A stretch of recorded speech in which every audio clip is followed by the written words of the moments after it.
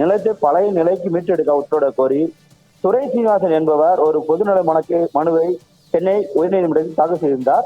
இந்த வழக்கை விசாரித்த தலைமை நீதிபதி ஸ்ரீ வஸ்தவா மற்றும் நீதிபதி ஜி அருண் அடங்கிய அமர்வு ஆக்கிரமிப்பு தொடர்பாக புகார் அளித்து 3 மாதங்களாகியுள்ளது.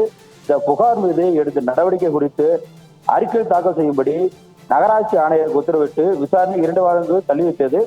மேலும் அரசு நிலங்கள், நீர்நிலைகள், பூங்காக்கள் ஆக்கிரமிக்கப்பட்டுள்ளதாக புகார்கள் வந்தால் அவற்றின் மீது 30 நாட்களுக்குள் விசாரணையை துவங்க வேண்டும் என்றும் 3 மாதங்களில் விசாரணையை முடித்து ஆக்கிரமிப்புகள் கண்டறியப்பட்டால் விரைந்து நடவடிக்கை எடுக்க வேண்டும் என நீதிபதிகள் உத்தரவிட்டனர்.